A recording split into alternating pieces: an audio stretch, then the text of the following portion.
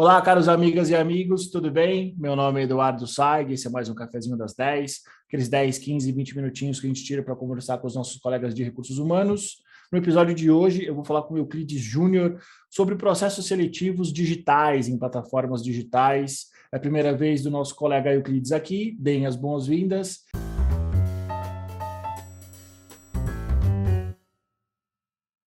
Euclides, bom dia, tudo bem com você? Bom dia, Eduardo. Obrigado pelo convite. É um prazer estar aqui. Excelente. Euclides, para quem não te conhece no mercado, provavelmente a gente vai conduzir várias conversas dessas, porque a gente tem assuntos em comuns, assuntos que a gente gosta de conversar. Conta um pouco de você, da tua carreira. Quem é o Euclides Júnior no mercado de recursos humanos? Vamos lá. Eu sou psicólogo, né, de formação, tenho pós em gestão estratégica de pessoas, gestão de negócios. Tenho uma longa trajetória aí desde 98, né? Já passei da casa dos... Estou chegando nos 46 esse ano. Então, tenho uma longa trajetória, tendo passado por consultoria, tendo passado por diversas empresas aí, de pequeno, médio, grande porte, empresas no setor aéreo, e atualmente estou aí numa empresa de energia, segmento de energia. Excelente. Euclides, a gente conversou recentemente sobre vários assuntos ligados a RH, e uma das nossas conversas foi a questão da condução dos processos seletivos nas plataformas digitais, o papel do RH nesse tema. Certo. Para a gente começar a nossa conversa, para a gente começar a nossa discussão sobre isso, qual a tua opinião e qual é o principal problema que o RH enfrenta no uso das plataformas digitais para a condução de processo seletivo? Vamos lá. Deixa eu contar uma historinha muito rápida para ilustrar onde eu quero chegar. Contextualize, por favor. Vou contextualizar. Então, na verdade, sim, eu entrei em RH em 98, né? Nessa época, estávamos aí, o mundo estava já entrando na era digital, mas os RHs ainda não tinham exatamente todos os seus processos informatizados, apenas o sistema de folha. Então, eu me lembro que nessa época, eu trabalhando com recrutamento e seleção, treinamento, eu criei um Access para fazer o gerenciamento dos currículos dos candidatos que vinham até a empresa que eu trabalhava. Finado Access, né? Finado, nem sei se existe mais. Exato. E aí, assim, eu lembro de tentar criar, no meu banco de dados, uma busca por palavra-chave, como é que eu acharia esses currículos pelo cargo, e isso foi o começo de tudo. E nessa época havia uma demanda muito grande pela informatização. Por quê? Eu tinha que conduzir o processo seletivo, recrutar, triar, entrevistar, fazer a seleção de currículos, fazer o arquivamento desses currículos, criar um banco de dados, dar retorno para os candidatos. E essa tarefa, sendo manual, porque na época eram pilhas e pilhas de currículos em papel, era humanamente impossível. Então, havia um apelo muito grande para que houvesse uma informatização do processo de DHO, do processo de seleção, consequentemente dos outros processos de avaliação, de gestão de clima e tudo mais. Com o passar do tempo, essa informatização veio. E hoje estamos já numa era mais avançada dessa informatização, onde nós estamos trabalhando com a inteligência artificial. E aí vieram as plataformas digitais. E aí onde é que eu quero chegar com isso? Eu entendo que hoje o problema não está nas plataformas, como muito se vê no LinkedIn, por exemplo, as pessoas bombardeando, né, os principais nomes. Mas eu entendo que o problema está, de fato, na equipe de RH. E por que eu digo isso assim com muita segurança? Primeiro, por ser dessa área e por ter vivido essa experiência.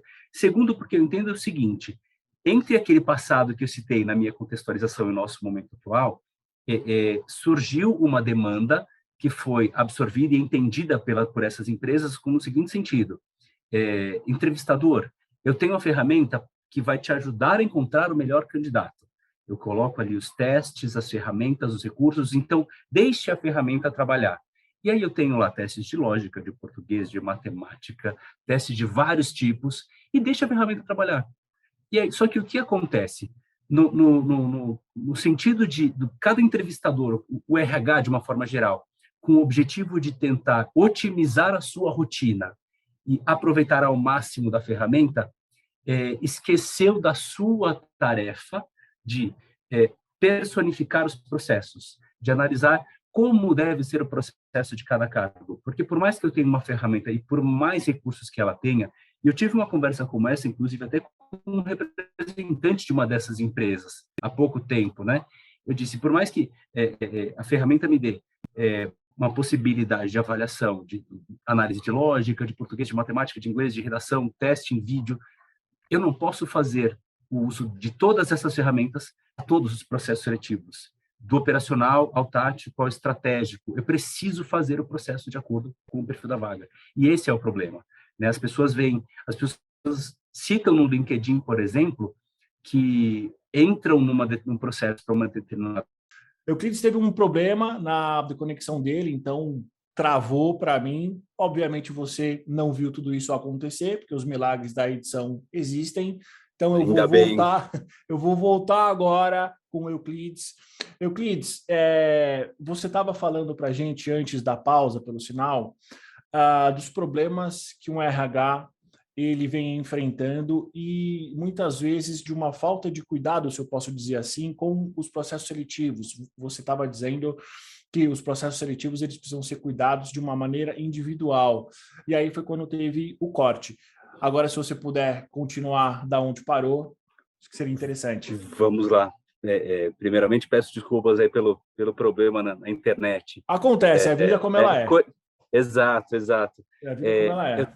Eu estava dizendo o seguinte, a conclusão que eu chego hoje, entendendo, sendo de RH, sendo de seleção, vendo esse movimento, plataformas digitais, candidatos, né, as reclamações que as pessoas colocam no LinkedIn, algumas delas muito duras. As pessoas dizem o seguinte: puxa, eu vejo lá um processo seletivo que tem 12, 15 etapas, eu já canso, já me dá preguiça, já nem aplico.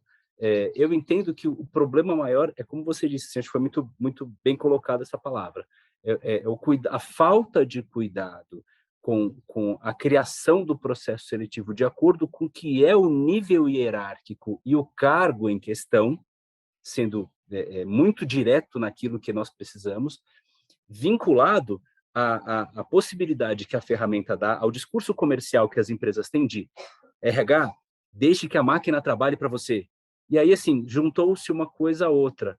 E aí, isso traz várias outras consequências, né? Porque o processo seletivo torna-se algo robotizado, né? As pessoas acabam não tendo interação, a área de recursos humanos deixa de ser humana, o processo seletivo conduzido por uma área de RH deixa de ser um processo humano, e aí isso traz outras consequências, como, por exemplo, um candidato que passa por várias etapas, às vezes recebe um e-mail automático, né? Quer ele tenha passado por um processo exclusivamente pela plataforma, quer ele tenha tido um contato com o entrevistador ou com o gestor da vaga, né, o requisitante, ele acaba tendo um retorno pela plataforma, e você não sabe, você fica sem entender, né? Puxa, aonde eu errei?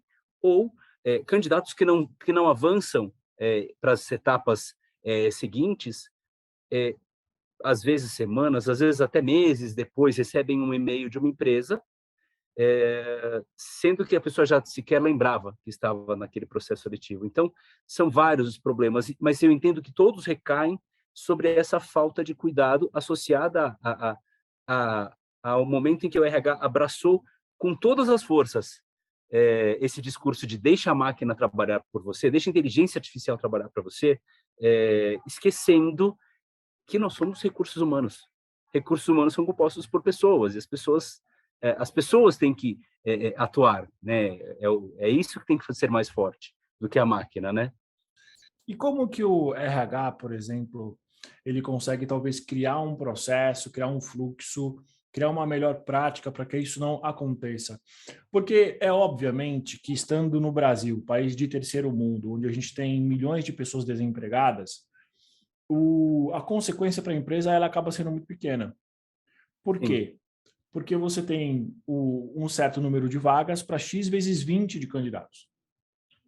Mas e, por exemplo, para as empresas que realmente estão preocupadas com a experiência do candidato na jornada, que é algo que vem se tornando cada vez mais comum, mais discurso do que prática na prática, mas ok, tudo precisa ter um começo. O que esses RHs eles podem fazer já para coibir esse tipo de prática, para entender que uma ferramenta digital ela é somente isso, uma ferramenta que precisa ser usada, ela não é o fim, o fim não é digitalizar os processos de recrutamento, deixando tudo numa única plataforma, por exemplo. Como que o RH ele começa e o que ele pode fazer para coibir esse tipo de prática?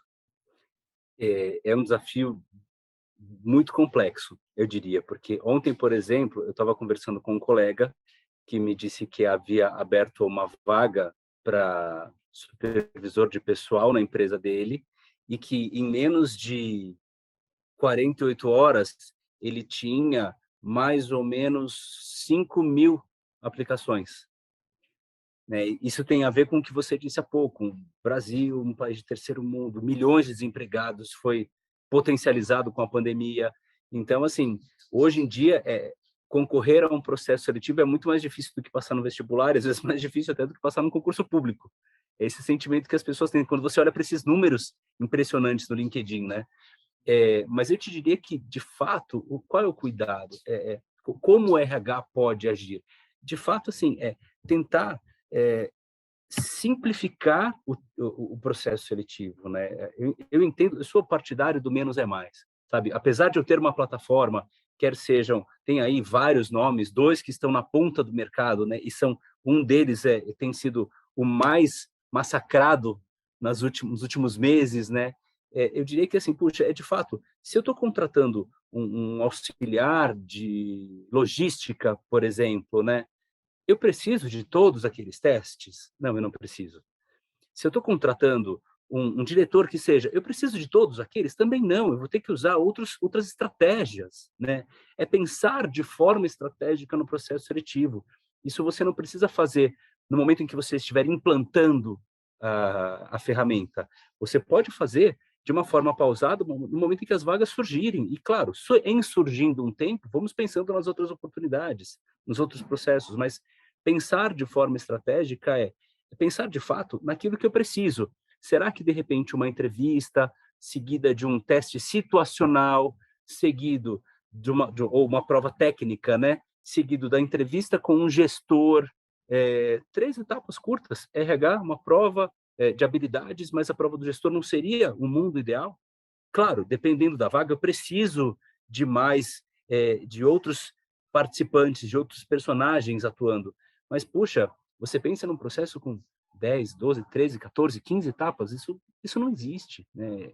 Isso afeta negativamente a marca, né? Eu entendo muito isso. Você almeja uma empresa, mas você vê ali naquela plataforma, você tem a triagem, você tem entrevista com RH, depois você tem a segunda entrevista com RH, depois você tem a terceira entrevista com RH, aí você tem entrevista com o gestor, entrevista com a equipe, teste, português, matemática, lógica, inglês. Você pensa, Parece que puxa, está entrando para a NASA, né? Parece que é um astronauta. exato, exato. E aí, assim, isso sem contar o problema do inglês, que é histórico, é desde que o mundo é mundo. Pede-se o inglês para vagas em que você não precisa, quer seja para uma vaga numa empresa estrangeira, quer seja para uma vaga numa empresa nacional. Ah, mas eu vou pedir porque terei com certeza candidatos melhores. Será? Será que você não está peneirando e deixando de trazer alguém muito bom e que, por acaso, não tem aquele inglês mais sofisticado, ou não tem inglês, mas que tem uma experiência bacana, que tem uma bagagem, que pode agregar valor, que pode contribuir, mas você, por um capricho, se me permitir o termo, você colocou ali uma exigência que é meramente uma ideia de filtrar candidato na sua cabeça, né? Vou filtrar os piores candidatos, porque na cabeça dessas pessoas os candidatos melhores têm o idioma. Não necessariamente. E sabe o que é o mais engraçado, Euclides? Existem requisitantes que têm esse discurso e ele não tem inglês. Sim, sem dúvida. E empresas estrangeiras que pedem, mas que na prática aquela pessoa, naquela função, não terá interface com nenhum personagem estrangeiro, não fará um e-mail em inglês, não participará de uma conference call. Então, para quê? Só porque a minha empresa é multinacional, eu preciso do idioma? Não. Exato, mas aí a gente entra talvez na minha segunda pergunta, que é o seguinte, e eu acho que isso é uma característica do mercado de trabalho, eu não acho isso ruim. Uma grande parte das empresas que utilizam essas plataformas de recrutamento digital, acabam fazendo isso porque as outras empresas, os concorrentes diretos ou indiretos, dizem que tem. Sim. E hoje virou sinônimo de inovação, né? Talvez você ter qualquer tipo de canal ou de um processo minimamente estruturado em uma dessas plataformas, e aí aqui eu já quero deixar algo claro. Existem algumas empresas que já estão desenvolvendo as próprias plataformas de recrutamento, tá? Que eu Sim, acho que é uma tendência que deve se tornar uma realidade, uma melhor prática daqui a uns 2, 3 anos. Então, a tecnologia pela tecnologia, isso já é sabido, ela não é um diferencial competitivo de longo prazo. Então, acho que algumas empresas já têm isso. Eu sei, por exemplo, que uma grande empresa do setor farmacêutico já tem isso há muitos e muitos anos.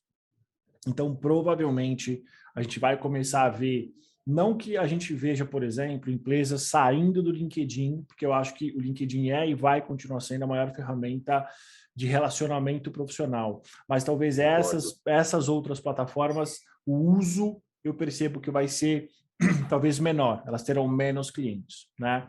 Mas a pergunta que eu faço é o seguinte: como é que um RH ele consegue suprir a necessidade de inovação que é induzido por uso dessas plataformas, com de fato ter alguma coisa inovadora e ele consiga gerenciar esse desejo por inovação dos seus clientes internos e, ao mesmo tempo, achar os melhores candidatos? Como é que um RH ele começa a ter esse planejamento estratégico, essa visão estratégica? E aí, já uma terceira pergunta é: como é que um RH faz a gestão dessas plataformas? Assim, porque provavelmente elas devem chegar com soluções maravilhosas e aí, na prática, o resultado é outro. Então, são duas perguntinhas aí.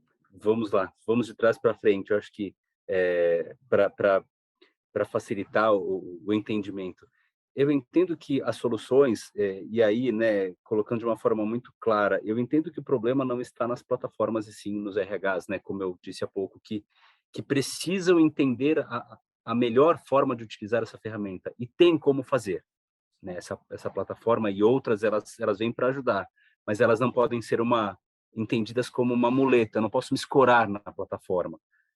Não é deixar a plataforma trabalhar por mim, é fazer a plataforma trabalhar para mim. Existe uma diferença entre esses dois contextos.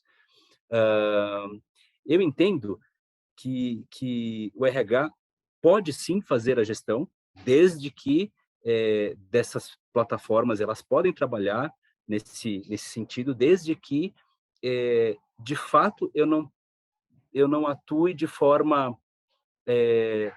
pasteurizada. Como eu falei há pouco, a partir do momento em que eu utilizo a inteligência humana para direcionar a inteligência artificial, a plataforma vai te dar o melhor resultado. E você não vai ter uma mancha, por exemplo, na sua marca, porque tem a ver com isso, né? Com branding. Puxa vida, eu quero atuar em determinada empresa, que é por exemplo, uma Big Four, ou ela é uma dos nomes mais fortes do mercado, mas eu entro no processo seletivo e eu sei que eu vou me desgastar aí por pelo menos 6 horas do meu dia fazendo teste. Será que é isso? Será que eu preciso? É isso que as empresas precisam se questionar e trazer para si, para a sua experiência. Como fazer, então, para que essa atuação seja estratégica, né?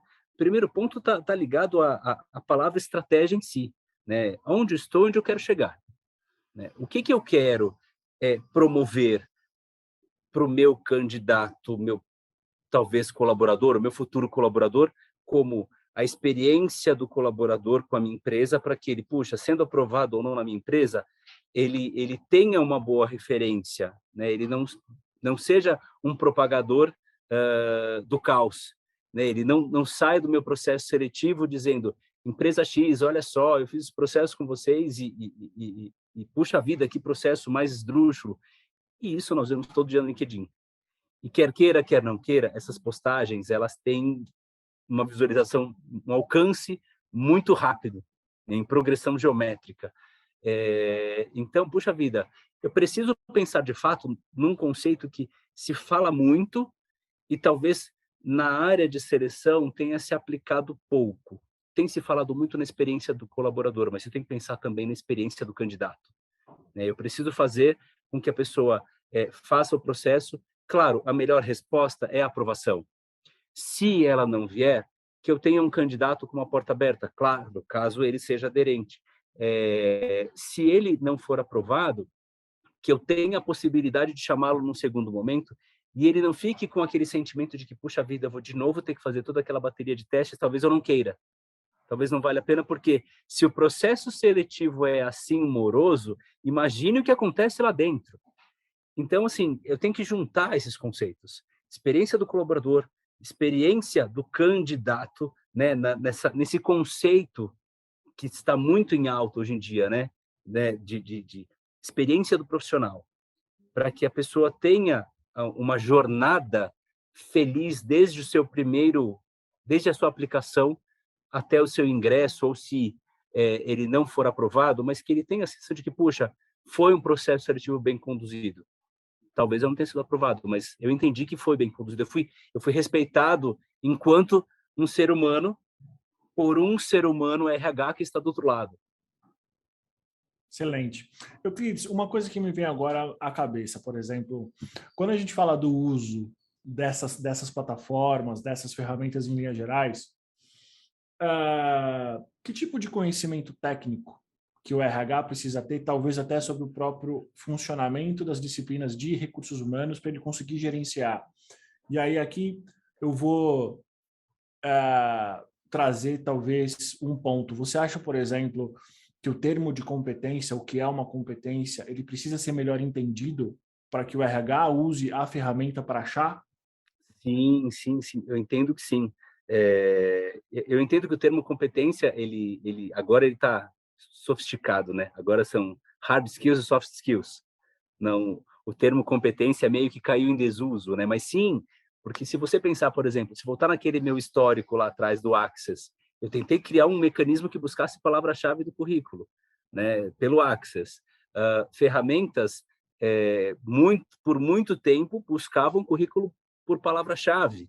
Até que agora é a inteligência artificial que está fazendo uma análise um pouco mais sofisticada, não só palavra-chave, mas frases completas, tentando entender entregas, né? Então, eu entendo que o recrutador precisa sim, o RH precisa sim entender, principalmente sobre o que ele está buscando e entender que, enquanto selecionador, ele tem que ser aquela pessoa que está fazendo um garimpo. Estou em frente a uma mina e eu preciso, de fato, encontrar ali a minha pepita, a minha pedrinha de ouro. Para isso, quais são os caminhos? Eu preciso, sim, saber usar palavras-chave, mas como é que eu faço isso? Eu preciso entender do negócio. Isso me faz, né, sair, expandir a fronteira do RH. Não é simplesmente receber uma requisição de pessoal, por mais que eu tenha uma descrição de cargo bem elaborada, eu preciso entender de fato qual é a necessidade. E muitas vezes a necessidade, ela transcende a descrição. Na descrição eu tenho lá as competências que a pessoa precisa ter, as tarefas, ou às vezes até as metas que a pessoa vai cumprir durante a sua estada na empresa, mas eu preciso entender de fato qual é a necessidade. Que experiências. Isso vai ter a ver com o processo seletivo, né, com a condução do processo seletivo, durante a entrevista também, né? Então, por alguns anos aí, falava-se muito sobre a seleção por competências. Eu confesso que é um processo que eu gosto, que eu acredito muito, assim, onde você explora experiência e não só palavras-chave, e de uma forma a pessoa trazer aquela experiência para você entender o quão aderente esse candidato está à sua empresa, à sua vaga, à sua necessidade, à equipe, aquele gestor. Então, é um mix de coisas, né? Sim, as ferramentas, a nossa tarefa de casa, de RH, de recrutar, de saber triar, de buscar questões comportamentais, associada a uma busca técnica de informações que precisa vir em parceria com o dono da vaga, para que eu consiga buscar, né, de novo, trazendo o nome mais sofisticado, as hard skills, as soft skills, né, para que eu consiga entender se de fato esse candidato ele é aderente, é ele que nós estamos buscando, é nele que nós vamos apostar para entregar os resultados que nós buscamos para o próximo exercício, né, ou daqui para frente. Muito bom. Euclides, aproveitando aqui a sua experiência com o termo competências e entrevista por competência, né? Você fazer um processo por competências. Hoje você identifica no mercado algum tipo de plataforma online que ela consiga simular essa etapa que todo o recrutador minimamente competente precisa saber fazer, mas aí realmente é ele o candidato, né? Você tem aí um processo humano para humano. Hoje, tem algum tipo de ferramenta que consiga extrair com a mesma qualidade essa relação humana ou não? Por mais que as ferramentas digam que sim, a inteligência artificial diga que sim, eu te digo que não. Assim, eu acho que a ferramenta a inteligência artificial vem e ajuda muito, sim, na triagem, ajuda a identificar muitas informações, mas eu entendo que no momento em que você está frente a frente ali com o candidato, já de posse dessas informações, é, essa análise, olho no olho, tete a tete, não há inteligência artificial no mundo que vai conseguir fazer. Eu entendo por isso que o processo ele é complementar. Você tem que fazer a inteligência artificial trabalhar para você e não por você, para que você consiga ali minimamente fazer uma triagem de candidatos, mas que seja simples, que seja honesta, que seja transparente, que seja justa, e para que você, quando estiver de fato com esses candidatos frente a frente, você consiga explorá-los ao máximo nas suas potencialidades, para que você tenha de fato um grade ali, de fato, puxa vida, tenho candidatos A, B e C, puxa vida, nessa linha de raciocínio, com base em tudo que nós precisamos, com base em todas as análises que nós fizemos, e para os desafios que teremos, nesse caso, por exemplo, o candidato C é o melhor. Ok, chegamos a uma decisão final, mas somando essas informações, e não apenas nos ancorando naquilo que a inteligência artificial nos traz. Excelente. Euclides, você acredita que talvez a gente vá ter um novo cargo surgindo como um gestor de ferramentas de seleção digitais ou não?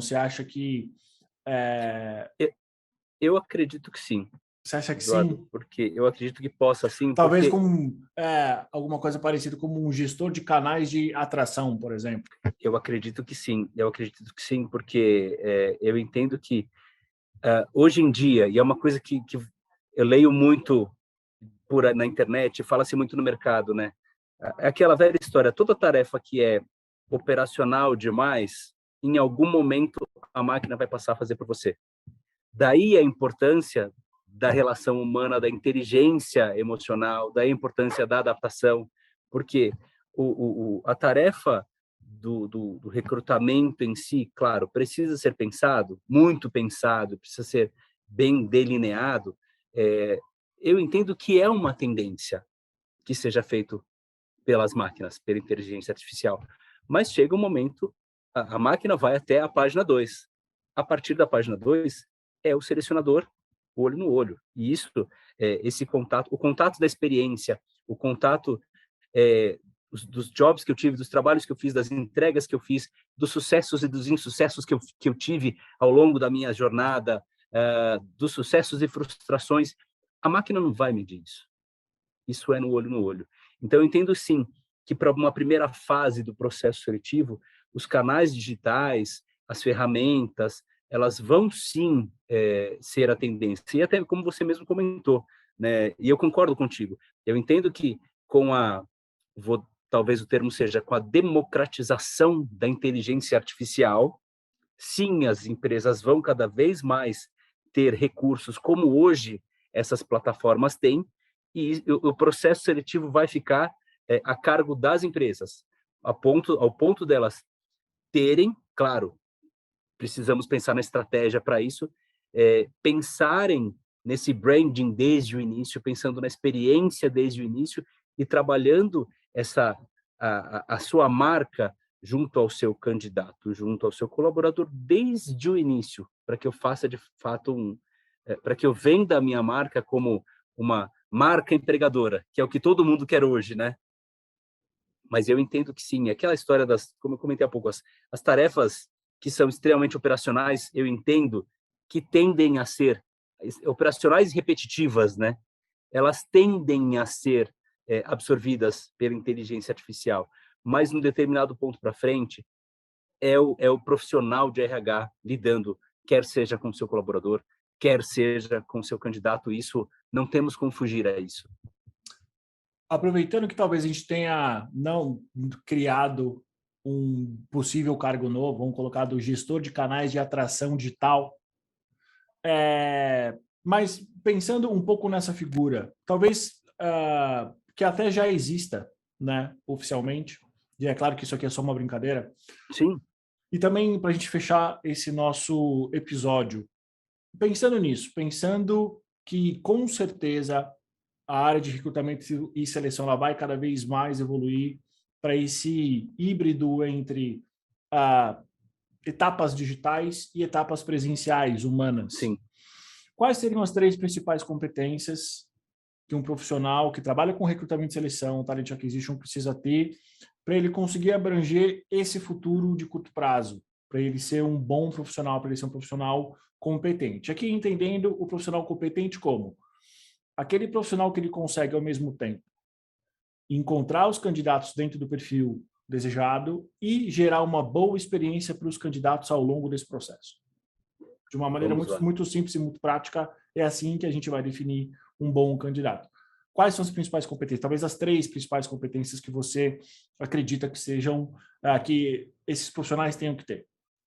De uma forma muito simples, eu diria que ele precisa, primeiramente, dominar todas as ferramentas de seleção, dominar e se entender como profissional de RH, entender as ferramentas que ele tem ao seu dispor para fazer, promover a melhor atração, para que eu consiga buscar os candidatos, os melhores candidatos. Então, entender de fato sobre técnicas de seleção, seleção por competências, técnicas de entrevista, entrevistas comportamentais, né, testes, tudo que eu possa fazer para que eu consiga entender comportamentalmente, entender quem é essa pessoa, tirando, por enquanto, o lado técnico.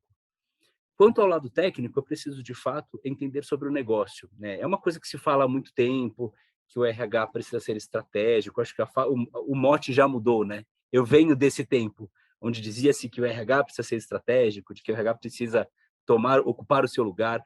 Assim, mas é de fato atuar como um parceiro, e não só como hoje como é um business partner, né? Que eu entendo que, com todo respeito aos colegas, eu entendo que é um analista com um nome melhorado, uma nova roupagem, e a atribuição que sempre se esperou de estar ali dentro do negócio. O RH não se faz dentro do RH, o RH se faz na ponta.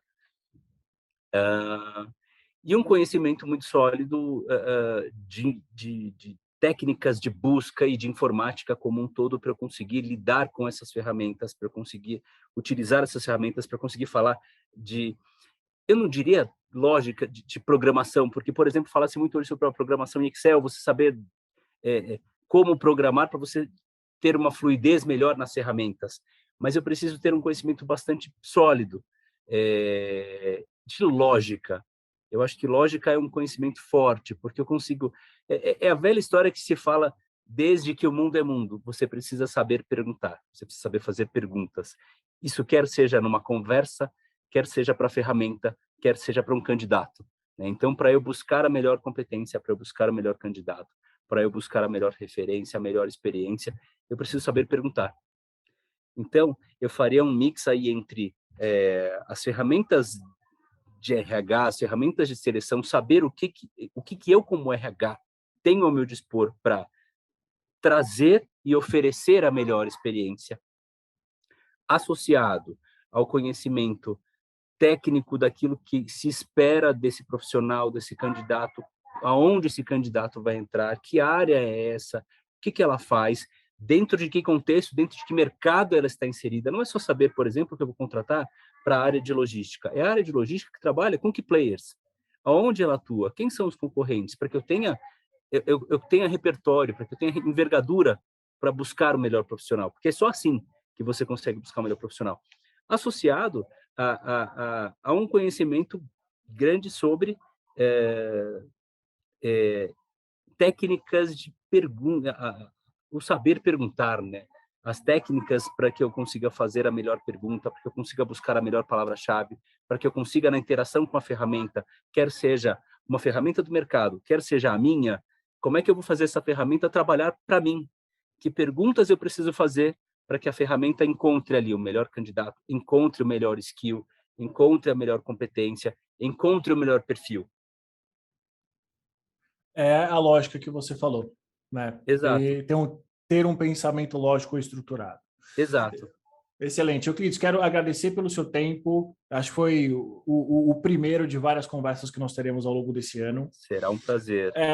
Quais são suas primeiras, últimas palavras desse episódio para quem está ouvindo a gente, para quem está vendo a gente? Puxa, primeiro eu agradeço mais uma vez pelo convite. Um prazer estar nesse encontro. Espero que ajude aí, que traga, que eu tenha conseguido trazer algumas reflexões importantes, que ajude na nas reflexões, nos pensamentos, no alinhamento, na formação de profissionais, e que ajude também profissionais que já estão aí consolidados em melhor conduzir a sua atuação frente à área de recrutamento e seleção, porque, puxa vida, eu sei o quanto nós trabalhamos, né, para construirmos um trabalho bacana, para que, de repente, em 5 minutos, você vê ali seu trabalho sendo manchado numa plataforma com milhares de visualizações, né? E o quanto isso dói no coração, né? É muito tempo para que isso aconteça. Então, o objetivo é poder contribuir. Espero poder contribuir com todos. Me coloco à disposição também, se alguém quiser me contatar, né? Pelo LinkedIn, eu fico à disposição. E desejo sorte e sucesso a todos, né? Que consigamos de fato fazer com que o RH seja uma área de fato cada vez mais humana, que proporcione de fato experiências ao candidato, experiências ao colaborador, vendendo a marca da empresa que é representada de uma maneira positiva e que de fato consigamos fazer com que as pessoas se desenvolvam, quer seja pela porta da seleção, pela porta do treinamento, pelas várias outras portas do RH. Excelente, Euclides. Quero agradecer pelo seu tempo. Muito obrigado por você ter compartilhado essa visão, que é uma visão bastante atual. É uma preocupação que os RHs vêm tendo. Eu percebo isso. Eu acho que é algo normal. Eu acho que é algo que faz parte da nossa evolução sobre o uso de uma ferramenta. Sem dúvida. Para mim, eu acho que as ferramentas de seleção online, todas as plataformas, elas evoluíram bastante, trouxeram muitas coisas positivas para os candidatos e para as empresas. Eu acho que Sem essa dúvida. questão do aprendizado faz parte da nossa evolução. Então, muito obrigado pelo seu tempo. Quero agradecer a sua presença aqui no nosso Café das 10. Para você que está vendo a gente, está ouvindo, não se esqueça, curta, compartilhe e se inscreva no nosso canal. Até o próximo episódio do seu programa semanal sobre as principais tendências e novidades sobre o mundo de RH. Obrigado.